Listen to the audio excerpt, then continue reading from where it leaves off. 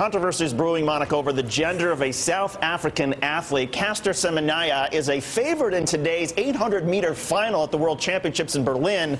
But an International Athletics Federation asked that the 18-year-old undergo gender testing amidst concerns that she does not meet the requirements to compete as a woman.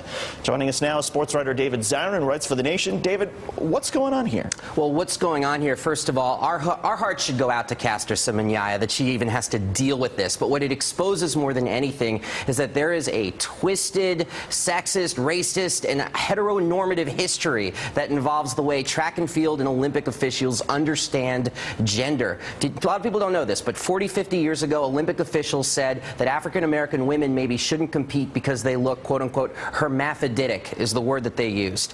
25 years ago, as recently as then, they would have women parade naked in front of Olympic and track officials to make sure that they were not men. And lost in all of this discussion is any understanding of what are known as intersex athletes, of people who may have male and female chromosomes. That's what they don't want to talk about. So you have to be a man or a woman. It's very binary, and at the end of the day, it absolutely stains people who may not fall into one of their very casual gender categories. One of the things that was so confusing and bewildering to me is the Daily Mail, in reporting on this story, referred to sources in the Track Federation, and it said, the well-placed source said Semenya would be subjected to a complex process of gender testing, which could take several weeks.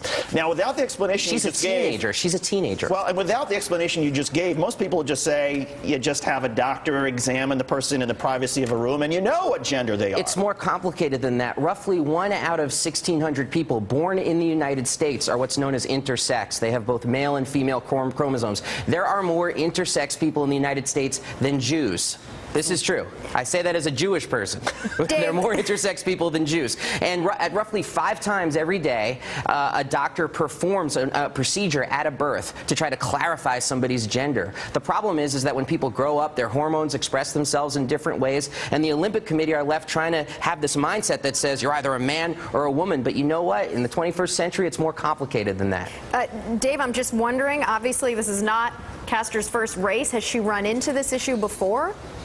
No, she's never run into this issue. These are about her enemies, I would argue, in the track and field world, trying to exploit the fact that people in the IAAF, the International Track Federation, have this twisted history with regard to gender. This is the thing that they have feared throughout for decades, the idea that a woman is not, in fact, a woman. But what that ignores is that gender should not actually be the main way that we understand athletic excellence, and somehow being a man means that you're better. If I ran in that 800-meter race, I guarantee you I would be throwing up a kidney after 200 meters, and I would come in last. Being a man does not mean you're better at track and field. What matters is training, facilities. Hey, the ability to have sneakers without holes in the soles actually does very well for you when you're trying to be a track athlete. So a big boo to the IAAF, a big boo to the Olympic Committee, big boo to people who don't understand what it means that there may be some gender variance in the world. Well, lots of cheers to Dave Zirin, sports writer for The Nation, for explaining that it is complex, a lot more complex. Angry at reports that tests have found the runner is technically an hermaphrodite.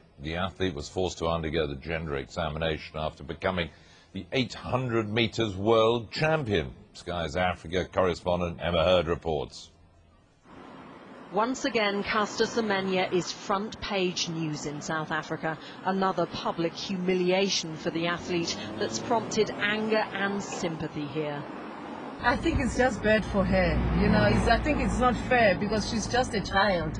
It's the lady. The problem, those people, they don't understand just because she ran faster. I think she's great. I love Caster Semenya, and I'm very sorry for the goal. Semenya is reported to be in hiding now. But for days, she was the reluctant star of a heroine's homecoming, paraded in her village, where her family insists she was born and raised a girl. The whole saga is politically charged here, with accusations of racism flying, and even the president expressing his disgust at the latest reports. I don't know why we should not respect the privilege between the doctor and the patient. Why, when the test has been done, why is it published? For Caster Semenya, who was transformed into a cover girl by a women's magazine here, it is all brutally public. The 18-year-old has tried to prove her femininity, but the very intimate speculation goes on. There is a growing rift between South African athletics officials and the IAAF. Privately, they're at each other's throats now, but publicly, they're both saying the same thing, that the results haven't been finalised and won't be released until November, when the athlete will be informed first. None of the officials will come out of this well, and Semenya may never recover from it. She faces not only the loss of her medal and her career, but her whole identity as well. Emma Hurd, Sky News, Johannesburg. Is this on? Is this on? Oh, I'm Ron Burgundy, and here in Brussels, Belgium, outside of the IOC, International Olympic Committee meeting on Caster Semenya. Let's listen in.